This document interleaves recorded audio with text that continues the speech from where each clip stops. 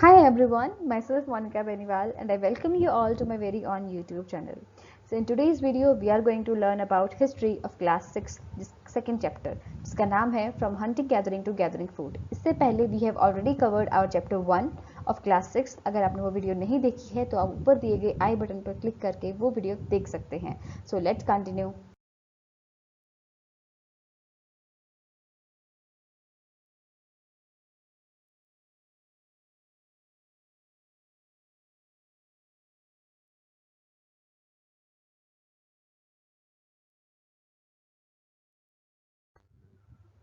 Okay तो हम बात करते हैं हमारे फर्स्ट चीज़ के बारे में that why the earliest people were on the move. वो लोग घूमते क्यों थे. तो हम सबसे पहले बात कर चुके हैं हंटर गैदरर्स की, जिसके बारे में हमने हमारे चैप्टर 1 में भी बात की थी. हंटर गैदरर नाम से ही हम लोग देख सकते हैं वो लोग जो अपना खाना इकट्ठा करते थे, गैदर करते थे bye hunting and by moving. अब बिकॉज हंट किसका होगा, एनिमल्स का. ऑल्दो प्लांट से भी वो बहुत सारी चीज़ें कलेक्ट किया करते थे but usually they were on the move. अब ये बात है आज से 2 मिलियन ईयर्स पहले की, है ना, जहाँ पर लोग अलग अलग सब कॉन्टिनेंट में अलग अलग जगहों पर रहा करते थे. अब हमने देखा एनिमल्स और प्लांट्स दो ही चीज़ें हैं जिन पर वो डिपेंड कर रहे हैं. अब हम जानते हैं कि एनिमल्स एक जगह तो रह नहीं सकते, वो अलग अलग जगहों पर घूमते रहते थे, खाना इकट्ठा करते अपने खाने, खुद के खाने के लिए, अपने शिकार के लिए, घास चढ़ने के लिए और अपने आप को बड़े जानवरों से बचाने के लिए. प्लांट्स की बात करें तो उन पर जो है एक पर्टिकुलर टाइम में ही फ्रूट आएगा और फ्रूट आना डिपेंड करता है रेन के ऊपर, टेम्परेचर के ऊपर, सीजन के ऊपर. तो जैसे जैसे सीजन चेंज होता था people have to move along with the खाना के, भाई कैसे जहाँ पर उन्हें खाना मिलेगा उधर ही वो मूव करते थे. अब तो इन सर्च ऑफ फूड एक रीज़न हो गया. Apart from that in search of water, पानी की तलाश में. अब जहाँ पर वो रहा करते थे हमने पहले भी देखा कि वो सबसे पहले नदियों के किनारे रहना उन्होंने शुरू किया. लेकिन पानी सूख भी तो जाता है ना, ऐसा तो है नहीं कि पूरे चारों महीने चारों सीजन में वहाँ पर पानी रहेगा. तो जैसे जैसे पानी किसी एक नदी में, झील में सूखता था तो वो दूसरी जगह पर चले जाया करते थे. अब कुछ रिवर ऐसी होती थी जहाँ पर पूरे साल पानी रहता है, उन्हें हम कहते हैं पेरिनियल रिवर्स या फिर पेरिनियल लेक्स, जो हम आज के टाइम में है जानते हैं. लेकिन अब वो तो एक्सपेरिमेंटेशन ही चल रहा था ना उनका, तो उन्हें कैसे पता भाई चारों सीजन में किसी एक नदी में पानी रह भी सकता है या नहीं. तो घूमा फिरा, देखा, फिर जगह पता चला कि अच्छा ऐसा है, तो obviously they would have preferred to live by them.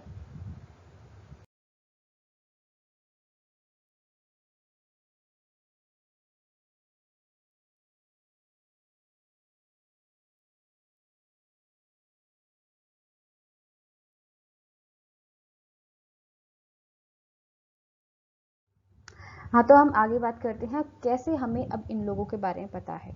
Okay ठीक है, वो हंटर गैदरर थे, एनिमल्स खाते थे, मतलब ऑब्वियसली उनका मीट खाते थे, प्लांट्स के फ्रूट्स खाते थे, बट हमें ये सब कैसे पता. फर्स्ट चैप्टर में भी पता कर चुके हैं, हिस्टोरियंस हैं, आर्कियोलॉजिस्ट हैं जो हमें ये सब बातें बताते हैं. आर्कियोलॉजिस्ट कौन होते हैं, जो पुराने रिमेन्स जो हमें मिले हैं किसी साइट के अंदर, किसी खंडर में कुछ स्टोन मिले, कुछ लकड़ी मिली, कुछ हड्डियाँ मिली, उनको देखा, जाना, परखा, उनकी शेप्स कैसी हैं, उनकी बनावट कैसी है, वो किस तरह से यूज़ किए जा सकते होंगे, है ना. इन सब डॉट्स को कनेक्ट करके वो आर्कियोलॉजिस्ट जो है हमें इन चीज़ों के बारे में बताते हैं. आप खुद ही सोचिए, अगर आप उस टाइम पर रहे होंगे और आपने देखा होगा पत्थर है, पत्थर का कुछ नुकीला भी पड़ा हुआ है, कुछ किया, तो क्या करोगे. अभी खाना, सबसे पहले खाने की बात हो रही है ना. अभी रोटी की बात हो रही है, सिर्फ कपड़ा और मकान बाद में आ रहा है. तो मीट को कट करने के लिए, छाले मतलब बाक उतारने के लिए पेड़ की, एनिमल की स्किन उतारने के लिए, फ्रूट्स वगैरह काटने के लिए, ठीक है. फिर उसके बाद अगर आप थोड़ा सा और डेवलपमेंट की होगी तो फिर क्या होगा, अभी आपको जानवरों को मारना हाथ से थोड़ा मुश्किल होता है, तो एरो वगैरह बना ली भाई, ठीक है, भाले वगैरह बना लिए, स्पेयर बना लिए, इन सब चीज़ों के लिए. फिर उसके बाद फिर रहने की बात आ जाती है, तो रहने के लिए वो क्या होता है, हट बना ली, टूल बना लिए. तो इन सब चीज़ों से वुड का बारे में पता चला. और इसके अलावा जो शार्प वाले टूल थे उनसे देखा गया कि कपड़ों को भी सिला जाता था. जैसे कि हम लोग आजकल सुई यूज़ करते हैं, तो सुई तो बहुत लेटर आई है, सबसे पहले वो पत्थर का ही यूज़ करके क्या क्या करते थे, कपड़े सिलते थे. कपड़े मतलब कि एनिमल की स्किन को सिल के वो अपने क्लोथ्स बनाते थे. इसके अलावा अगर ज़मीन में कुछ खोदना हो तो भी वो क्या, शार्प टूल्स का यूज़ किया करते थे. These things were known to us just because of our great archaeologists. Okay. So अब देखिए, आप अगर आपको कोई रहने को कहे कि आप सबसे पहले ऐसे छोड़ दिया जाए आपको कहीं पर भी, अब तो कहाँ पर रहने देखेंगे? सबसे पहले जहाँ पर पानी है ना, जहाँ पर वाटर रिसोर्स है। अब देखिए वाटर रिसोर्स ही क्यों? क्योंकि देखिए जो पानी होता है जहाँ पर, वहाँ पर जीवन होगा, मतलब कि वहाँ पर हरियाली होगी, बहुत सारे फ्रूट्स होंगे, बहुत सारे पेड़ होंगे, और जो जानवर है वो भी वहीं पर खाना पीने, मतलब पानी पीने के लिए आएंगे। तो जैसे ही वहाँ पर आएंगे, that means it's a great site, because आपको तो खाना खाना है, all you want is food. So that will be a good place. Apart from that एक और चॉइस ऐड हो गई थी। पानी वाली चॉइस तो अभी तक हमने अपने फर्स्ट चैप्टर में भी देखी थी, जहाँ पर सबसे पहले लोगों ने इसीलिए रहना शुरू किया था, नदियों के किनारे पे रहना शुरू किया था। अब वो स्टोन के बारे में भी जान गए थे, तो उन्होंने सोचा कि भी जहाँ पर हमें अच्छी क्वालिटी का स्टोन मिलेगा हम लोग वहीं पर रहेंगे। ठीक है। अब वो उन्हें कहाँ मिला? भीमबेटका। हम जी हाँ, मध्य प्रदेश के अंदर बहुत ही फेमस ये हमारी आर्कियोलॉजिकल साइट है, जहाँ पर बहुत ही अच्छी तरह का स्टोन जो है उन्हें देखने को मिला, और लोगों ने वहाँ पर रहने का डिसाइड किया। भीमबेटका मध्य प्रदेश के अंदर एक ओल्ड साइट है, जहाँ पर बहुत सारी केव्स हैं और रॉक शेल्टर्स हैं, मतलब कि शेल्टर आश्रय हैं बहुत सारे। अब देखिए रॉक केव्स में ही रहना क्यों प्रेफर किया? आप लोग घर में रहना क्यों प्रेफर करते हैं, बाहर क्यों नहीं प्रेफर करते? ऑब्वियसली ना, ये हमें प्रोटेक्ट करता है रेन से, हीट से, विंड से। तो सेम बात उनके मन में आई और उन्होंने यहाँ पर रहना शुरू किया। ऑल्सो ये जो है इसकी लोकेशन बहुत ही बढ़िया थी, ये नर्मदा वैली के पास भी थी। अब देखिए एक वर्ड आया है साइट। तो साइट क्या होता है भाई? साइट की डेफिनेशन है यहाँ पर, जैसे कि कुछ जो पुरानी चीज़ें हुई, जो जगहें थी, ठीक है, जहाँ पर लोगों ने उसे कुछ टाइम के लिए बनाए इन एसेंस, नेचुरल भी बनी हुई थी केव्स तो, but still somewhere they did their own thing also, और उसे यूज़ किया कुछ टाइम के लिए। और फिर वो क्या हुआ, मिट्टी छोड़ दिया होगा रहना वहाँ पर, मिट्टी के नीचे दब गई, फिर पानी के नीचे दब गई, और आज हम लोगों को वो मिल रही हैं। ठीक है, उनके कुछ रिमेन्स मिल रहे हैं, ऑब्वियसली पूरी तो मिलेंगे नहीं, बिकॉज इतनी सारा टाइम हो गया है तो कुछ ना कुछ खराब हो गया होगा। बट अब उसके जो बचे हुए जो अवशेष हैं जो हमें मिलते हैं, तो वो जो पर्टिकुलर चीज़ है वो हमें साइट कहलाती है। I hope this is clear to all of you. ये एक बहुत ही अच्छा एग्जाम्पल है। देखिए यहाँ पर आप देख सकते हैं पीछे, है ना, ये जो है देखिए यहाँ पर, दीज आर द पेंटिंग्स जो कि उन रॉक शेल्टर्स में रहते हुए उन्होंने बनाई कुछ। इसी के बारे में हम बात करेंगे यहाँ पर, rock painting and what they tell. अब देखिए पेंटिंग आप लोग आज के टाइम पे करते हो वो एक अलग बात है, वो बिल्कुल शुरुआत में यहाँ से आपकी पेंटिंग की शुरुआत हुई, आप ये कह सकते हैं। कैसे शुरुआत हुई? अब देखिए आज के टाइम में क्या होता है कि आप कोई भी काम करते हो तो, और व्हाट यू थिंक इज, चलो हम ना अपने दोस्त को बताते हैं कि हमने आज ऐसा किया है, तो सेम ख्याल उनके मन में भी आता है। भाषा बदल जाती है ना, वहाँ से अब से तब उनके पास भाषा नहीं होगी, कुछ और नहीं होगा, लेकिन जो भावना है वो सेम रहती है। वो क्या है कि लोगों के साथ अपने किए हुए कामों को बांटने की मतलब शेयर करने की, बताने की। तो ये उनके मन में भी था। उन्होंने कैसे एक्सप्रेस किया? इस तरह से एक्सप्रेस किया, पेंटिंग बना बना कर एक्सप्रेस किया। अब आप सोचेंगे पेंटिंग में उन्होंने क्या बनाया होगा? देखिए आप सबसे पहले क्या होता है, जो आपको दिखता है आप वही बना सकते हो। अच्छा नहीं, ऐसा तो नहीं बना सकते, इमेजिन करके बहुत कुछ बना सकते हैं, मन की आंखों से देखा हुआ होना चाहिए। तो उन्होंने जो अपनी सिंपल आंखों से देखा हुआ था वो उन्होंने उनको ही पेंट किया। Like they use to paint what, plants, animals, their tools and all these things.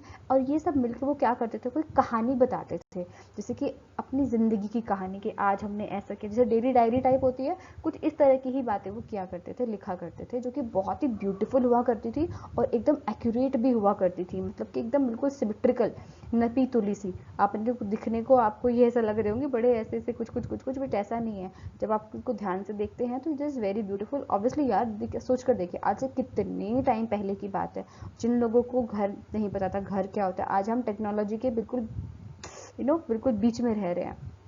So it was a very great thing for them. Apart from that उनका जो लाइफ स्टाइल है उनके बारे में बताती हैं, कैसे वो ज़िंदगी यापन किया करते थे।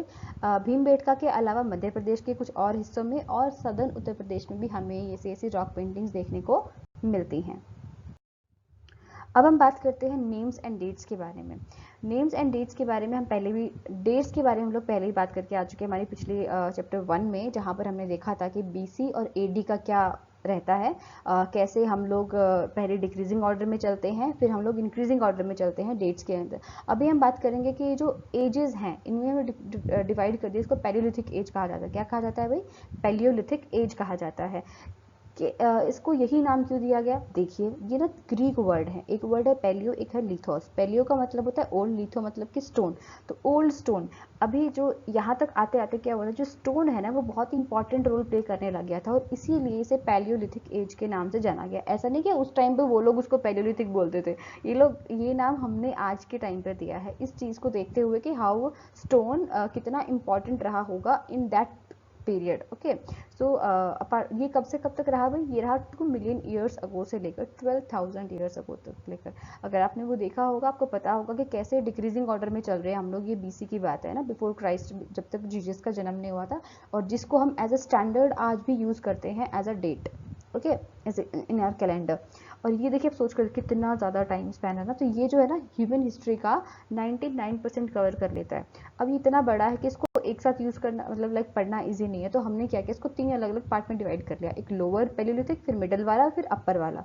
ओके, फिर इसके बाद आता है मीजोलिथिक एज। ये था हमारा मिडिल स्टोन एज।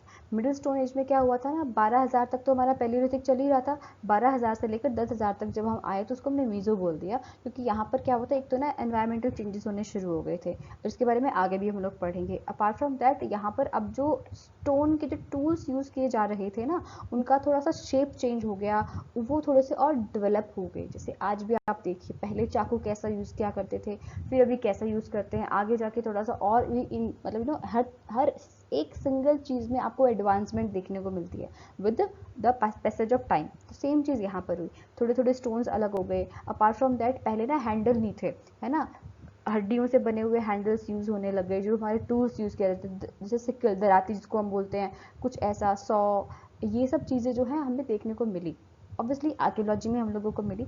और एज फाइंड करने का जो एक मेथड होता है हमारे पास, लाइक अगर कार्बन से कोई चीज़ बनी तो कार्बन डेटिंग मेथड हम लोग यूज़ करते हैं, जिससे हमें पता चल जाता है कि कोई चीज़ कितनी पुरानी है। और अलग अलग वैसे भी हमारे पास बहुत सारे और तरीके होते हैं, जिनके बारे में हम लोग आगे डिटेल से पढ़ेंगे, ठीक है, इन आवर नेक्स्ट वीडियोज़। इसके ये तो चल ही रहा था। अपार्ट फ्रॉम दैट, जो पुरानी जो पैलियोलिथिक टाइम के जो टूल्स थे वो भी यूज़ किए जा रहे थे, बट कुछ एक्स्ट्रा भी यूज़ हो रहे थे। फिर इसके बाद आते हैं नियोलिथिक एज। नियो मीन्स नया, एकदम से एकदम न्यू स्टोन एज। अब ये कहाँ से कहाँ तक चली? ये 10,000 ईयर्स के बाद का जो टाइम रहा उसको न्यूलिथिक एज कहा गया। ये हम यहाँ पे मैंने आपको थोड़ा सा टाइमलाइन का आइडिया भी देने की कोशिश की है। 12,000 ईयर्स से लेकर जो पिछले तक का 2 मिलियन तक का जो टाइम था उसको पैलियोलिथिक कहा गया। इन दोनों के बीच को हमने फिर मीजो कहा, और इसके बाद वाला जो रहा वो हमारा नियो रहा। अब ये जो था नियोलिथिक एज, इसमें क्या था, इसमें ना और भी बेहतरीन तरीके के जो स्टोन्स हैं वो हम लोगों को मिले। फाइन कटिंग जिसकी ना एकदम, जैसे कि अब तक तो क्या था, उबड़ खाबड़ सी, ऐसे कोई जिसकी कोई एज नहीं थी, अब एकदम से शार्प कटिंग वाले हम लोगों को मिलने लगे। मतलब कि उन्होंने उसको तराशना शुरू कर दिया था। मोटर्स मिलने लगी थी, पेस्टल्स मिलने लगे थे, grinding grains for grinding grains, जैसे कि आज आप गेहूं को कैसे पीसते हैं, चक्की से पीसते हैं, तो कुछ ऐसा ऐसा उन्होंने भी इजाद कर लिया था, देख लिया था, सोच लिया था कि हाँ भाई चलो ये काम से चीज़ें हमारी और आसान हो जाएंगी। ओके, ये एक मैप है जहाँ पर आप देख सकते हैं, आपकी पैलियोलिथिक साइट्स को भी देख सकते हैं, न्यूलिथिक साइट्स को भी देख सकते हैं, और मेगालिथिक्स एंड अर्ली विलेज और जो मॉडर्न सिटीज़ के बारे में सब यहाँ पर दिया हुआ है। ये आपका बुरजोहम है, ठीक है, ये हमारी न्यूलिथिक साइट है। This is Mehrgarh is also Neolithic, जिसके बारे में हम लोग अभी अब आगे इसी वीडियो में बात करेंगे। ये रहा आपका भीमबेटका यहाँ पर, ओके, नर्मदा रिवर वैली के आसपास में। ये आपका प्रेजेंट डे में मुंबई है, मॉडर्न, ठीक है, गोदावरी, हुंसी, कुरनूल केव्स, या here Kurnool cave. This is what, this is a very old palaeolithic site, काफ़ी फेमस है ये हमारी। Okay, so you can see this. अब एक और न्यूलिथिक साइट के बीच में थोड़ा सा ऐसे ही है कि एक हमारी टर्की के अंदर कैटल हॉइक करके एक बहुत ही फेमस न्यूलिथिक साइट है। फेमस क्यों है? क्योंकि यहाँ से पता है क्या, ये माना जाता है कि जो ह्यूमैनिटी की जो है एक तरीके से शुरुआत हुई थी, एक बेहतर सिटी में हम लोग डेवलप होने लग गए थे। कैसे? एक बहुत बढ़िया शहर बनाना है, क्योंकि इसमें जो घर थे ना वो एक बिल्कुल बैक टू बैक बने हुए होते थे, और विदाउट एनी विंडो और एनी डोर, इस तरह से बने हुए थे। और ये सब लोग मिलके एग्रीकल्चर, खेती वगैरह किया करते थे, और एक दूसरे का मतलब साथ दिया करते थे। और जो अपार्ट फ्रॉम दैट जिसकी डेथ हो जाया करती थी उसको भी अपने ही घर के नीचे मतलब दबा दिया करते थे। तो ये बहुत ही बेहतरीन था जो भी सेटलमेंट था। So this is one of the very famous site. Apart from that, इसको ये जो साइट है आपकी, ये इसके लिए जो चीज़ें लाई गई थी बनाने के लिए वो बहुत ही दूर दूर से लाई गई थी। जैसे कि जो फ्लिंट है, flint is a grey stone जैसा कुछ होता है, जैसे आज के टाइम पे हमारा चौक होता है ना, ऐसा कुछ सीरिया से लाया गया। काउरीज लाई गई रेड सी से, शेल्स लाई गई मेडिटेरियन सी से, और इन सब को यूज़ करके ये एक बहुत ही ब्यूटीफुल सी सेटलमेंट लाई गई। अब आप सोचेंगे हमें कैसे पता, again the answer is archaeology. Okay, and देखिए इतनी दूर दूर से चीज़ें लाई जा रही हैं और उनके पास उस वक्त कोई कार्ट्स भी नहीं थे, जो नो जैसे हमारे जो बुलॉक कार्ट होता है, बैलगाड़ी होती है, ये तक नहीं था। And still they managed to get all these things from all the different corners of the world. You know how much fascinating is this, मुझे तो बहुत फैसिनेटिंग लग रहा है, पता नहीं आपको लग रहा होगा कि नहीं। सो कैसे किया उन्होंने ये इन्होंने अपने शोल्डर्स पर, अपने बैक पर, एनिमल्स के बैक पर ही इन सब चीज़ों को कैरी किया और एक ब्यूटीफुल सा साइट उन्होंने बनाई। साइट तो ये आज बन गई, उन्होंने तो घर बनाया था। ओके, इसके बाद क्या हुआ कि उन्होंने ना आग के बारे में खोज करी, you know the very very interesting thing, fire. They find about the fire. कैसे पता, हमें कैसे पता फायर के बारे में पता चला? कुरनूल केव्स जो हमने देखी अभी, कुरनूल केव्स में इन्हें हमें मिलते हैं ऐश, राख के कुछ कण हमें मिले वहाँ पर। अब इम्पॉर्टेंस क्या रही होगी फायर की, सोच कर देखिए। आज तो आप लोगों को पता है, ठीक है भाई, खाना बनाना है, ये करना है, उनको तो बिल्कुल नया सा एकदम रहा होगा ना कि अच्छा आग भी कुछ होती है। तो as a source of light उन्होंने उसको यूज़ किया, अपना खाने को पकाने के लिए, रोस्ट मीट को रोस्ट करने के लिए उन्होंने यूज़ किया, और अपार्ट फ्रॉम दैट जानवरों को भी दूर भगाने के लिए उन्होंने आग को यूज़ किया। अब अपने मेसोलिथिक साइड के बारे में पढ़ा तो हमने देखा था कि वहाँ पर एनवायरनमेंट में चेंज होना शुरू हो गया था। अब आप सोच रहे होंगे कि एनवायरमेंटल चेंज इतना इंपॉर्टेंट क्यों है, वो तो आज भी हो रहा है, यू नो आज तो बहुत ही गलत वे में हो रहा है। ये वाला कुछ अच्छा था। अच्छा कैसे था कि जो कंडीशंस है वो थोड़ी सी ना वार्म होने लग गई थी, और वो बहुत ही फेवरेबल कंडीशंस थी जहाँ पर बहुत सारा घास उगा, ग्रासलैंड्स बने, और उन ग्रासलैंड्स के अंदर कुछ ग्रेन बियरिंग ग्रासेस भी थे, जिसमें से व्हीट, बार्ले एंड राइस भी थे। तो आप सोच रहे होंगे ना, अभी देखिए ये अचानक मतलब अपने आप से उगे, और जब लोगों ने इन्हें देखा, इन्हें कलेक्ट किया, तो उन्होंने पाया कि अरे इसको तो खाया जा सकता है, इसको तो स्टोर भी किया जा सकता है। ओके, तो अब यहाँ से जो हमारा चैप्टर का नाम था, from hunter gatherers to hunting to gathering food, तो अब वो हंटिंग गैदरिंग नहीं करते थे, अब यहाँ से उन्हें आइडिया मिल गया कि हम लोग खाने को ही इकट्ठा कर सकते हैं एक जगह पर, और एक जगह पर रह भी सकते हैं। और इसी के साथ साथ क्या हुआ, अब देखिए घास के मैदान बढ़े, तो वहाँ पर डियर, गोट, शीप, ये सब चीज़ें भी बढ़ने लगी, इनकी तादाद भी बढ़ी, तो उन्हें अच्छा खासा मीट वगैरह भी मिलने लग गया। अपार्ट फ्रॉम दैट जब बहुत सारे वो हुए तो उन्हें ब्रीडिंग सीजन के बारे में पता चल गया कि भाई ये लोग ब्रीड कब कब करते हैं, और उनसे मिल्क का जो आइडिया जो हम आज बहुत अच्छे से पीते हैं, हाँ चलो गाय का दूध है, भैंस का दूध है, ये सब, तो उन्हें ये आइडिया मिला, और यहीं से स्टार्ट हुई रियरिंग एंड हर्डिंग। और यहाँ से उन्होंने जानवरों को टेम करना भी शुरू किया, और जो पहला एनिमल था जिसको टेम किया गया, वो जो आज का हमारा डॉग है, उसी का एक वाइल्ड एंसेस्टर था।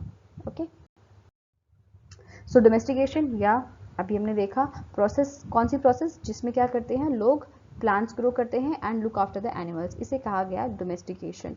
कब शुरू हुई? आज से 12,000 साल पहले। लोगों ने, देखिए अब अगर आपको कहा जाए कि आप सबसे पहले कैसे जानवर को चूज़ करेंगे, आप ऐसे जानवर को चूज़ करेंगे जो ज़्यादा वाइल्ड नहीं है, जो बहुत ही जेंटल इन नेचर है ना, काटे ना खाए ना, तो और पौधे कैसे चूज़ करेंगे?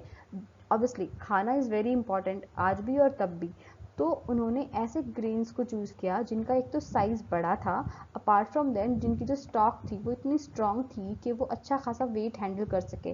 जैसे कि जो दाना पक जाएगा तो उसका वेट ज़्यादा होगा, जैसे आपने गेहूं का देखा होगा, गेहूं की बाल को अगर देखा होगा तो उसकी जो स्टॉक है वो काफ़ी स्ट्रॉन्ग होती है, जिससे कि वो सब वेट कर सके और सीधा खड़ा रह सके। तो ऐसा ही उन्होंने किया, ऐसे उन्होंने उन्हीं ग्रेन्स को चूज़ किया। अब डिफरेंस कैसे पता चला कि भाई डोमेस्टिकेटेड है या फिर नहीं है? तो जो हमारे उन्होंने डोमेस्टिकेटेड करे हुए थे जो एनिमल्स, उनके जो दांत हैं, उनके जो सींग है, हॉर्न्स, वो काफ़ी छोटे थे साइज में कंपैरेटिवली जो वाइल्ड एनिमल्स के हुआ करते हैं। तो यहाँ से एक कम्प्लीटली न्यू लिविंग की स्टार्ट हुआ है ना, एकदम से नई तरीके से उन्होंने रहना शुरू किया। मिट्टी के बर्तन उन्होंने यूज़ करना शुरू किया, गड्ढे खोदना उन्होंने शुरू किया। गड्ढे क्यों खोदे? ग्रेन्स को स्टोर करने के लिए। बास्केट्स को मूव करना शुरू किया जिसके अंदर वो क्या करते थे, अपने ग्रेन्स को स्टोर करते थे। ग्रेन ना बड़ा इंपॉर्टेंट था, जैसे कि आज के टाइम में क्या है हमारी करेंसी है, तो ग्रेन उस टाइम की करेंसी थी कि सीड के तौर पे तो यूज़ होता ही था। जैसे हम लोग इस सीज़न में उगाया, अगले सीज़न में उगाने के लिए हम लोगों ने उसको बचा के रख लिया। उस टाइम पर ग्रेन को एज अ गिफ्ट भी दिया जाता था। आप सोच कर देखिए, आज किसी का बर्थडे है और आप गिफ्ट में उसको अनाज दे रहे हो। आज के टाइम में कितना फनी लगेगा, but at that time it was like बहुत ही अच्छी बात थी। और स्टोर तो हम करते ही थे, हम मतलब कि हमारे एंसेस्टर्स तो करते ही थे। अब यहाँ से ना बेहतरीन बात क्या हुई, अब उन्हें ना घूमना नहीं पड़ा था एक जगह से दूसरी जगह पर, अब वो एक जगह पर रहना शुरू हो गए थे। अब उन्होंने जब एक जगह रहना शुरू हुआ, अनाज उगाना भी शुरू किया। पहले तो सिर्फ इकट्ठा किया था, अब उगाया भी, उन्होंने उगाना भी सीख लिया। उगाने के लिए क्या करना पड़ा, पानी भी दिया, उसको बचाया भी जानवरों से, अलग अलग चीज़ों से, और साथ साथ उन्होंने दूध, मीट, ये सब चीज़ें भी उन्होंने सीख ली, ले ली एनिमल्स से। और एनिमल्स को यूज़ करने लगे वो ट्रैवलिंग के लिए भी, और गेहूँ अनाज वगैरह को लाने ले जाने के लिए। देखिए आप भी सोच कर देखिए, और क्या क्या हो सकता है जिसके लिए आपने एनिमल्स को यूज़ किया होगा, लाइक हमारे एंसेस्टर्स ने यूज़ किया होगा। तो हाँ जी, यहाँ से अभी वो एक सेटल लाइफ की तरफ चले गए, और हमें ये आर्कियोलॉजिकल साइट से बहुत अच्छे से पता चलता है, जहाँ पर हमें कुछ अवशेष मिलते हैं, कुछ हट्स के, कुछ हाउसेस के। जो हमारा कश्मीर के अंदर जो बुरज़ोहम है, जो आप पीछे अब जाकर अपने मैप में देख भी सकते हैं, वहाँ पर पिट होल्स मिले थे, मतलब कि ज़मीन के अंदर रहते थे लोग। और उसके अंदर कुछ भट्टियाँ भी मिली थी। जैसे हमारे घर पर क्या होता है, चूल्हा होता है ना, एक अंदर होता है, गाँव में होता है यूजुअली, एक बाहर भी होता है। अगर चूल्हे की रोटी खानी है बाहर वाले, तो हम यमी यमी सी बाहर भी खा सकते हैं। ठीक इसी तरीके से उन्होंने भी इसी आइडिया को लिया हुआ था, और दो अलग, अंदर भी और बाहर भी दोनों जगह उन्होंने बनाया हुआ था। ये एक न्यूलिथिक साइट थी, यहाँ पर नए नए टूल्स हमें देखने को मिले, और डेकोरेटेड पोर्ट्स भी मिले। अनाज जिनमें स्टोर किया जाने लगा था, उनको बहुत ही ब्यूटीफुल तरीके से सजाया भी जाता था।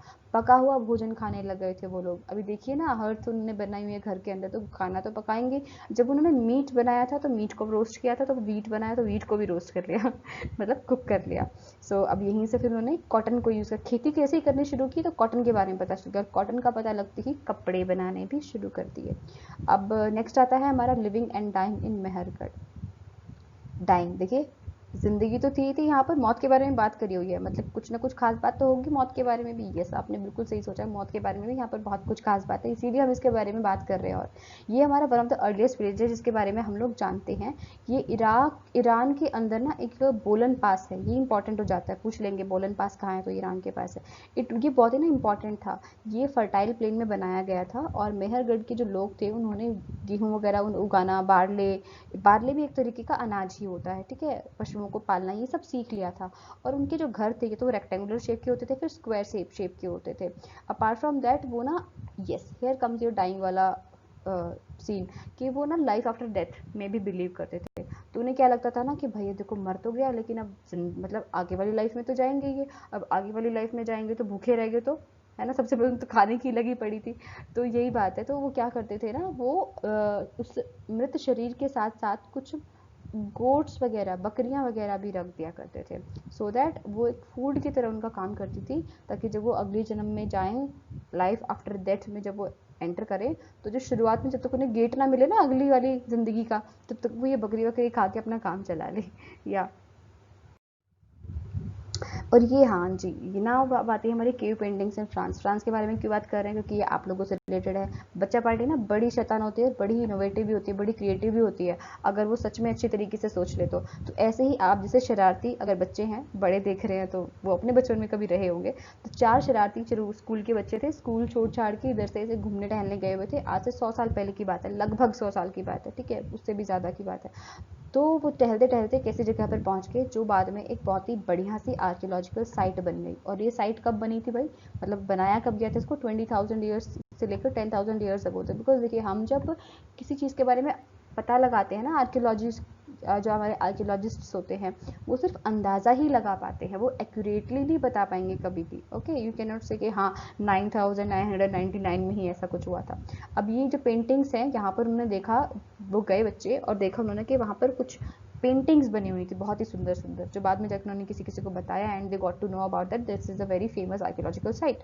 तो वहाँ पर पेंटिंग थी डियर की, बाइसॉन की, वुली रेनासोर्स की, रेंडियर्स की, बियर्स की, बहुत ही सुंदर, बहुत ही ब्राइट कलर्स में थी। अब सोच कर देखिए, कौन से कलर्स उन्होंने यूज़ करे होंगे जो आज तक सर्वाइव कर रहे हैं, है ना, कितना ब्यूटीफुल रहा होगा, कितनी दिमाग लगाया होगा। तो वो ना एकदम नेचुरल चीज़ों का यूज़ करते थे, आयरन की और एंड चारकोल वगैरह इन सब चीज़ों का यूज़ करके वो, ये देखिए नीचे देखिए मैंने आपको दिखाया भी हुआ है, ब्यूटीफुल ब्यूटीफुल सी पेंटिंग्स बनाया करते थे। आप सोचेंगे ये कहाँ से ब्यूटीफुल है भाई नो इट इज़ ब्यूटीफुल, बना कर देखिए पता चलेगा। सो या this was all about our second chapter. ये हमारा कुछ इंपॉर्टेंट डेट्स हैं जिनको आप रीड कर लीजिएगा, जो इसका एकदम सारांश टाइप बनाती है अगर आपको सिर्फ डेट्स याद करनी है तो। And thank you so much for listening me and stay tune for my next video. I hope जितना मैं चाह रही थी उतना मैं आपको समझा पाई होंगी, डिलीवर कर पाई होंगी जो मैं समझाना चाह रही थी। Okay, thank you, bye bye, take care.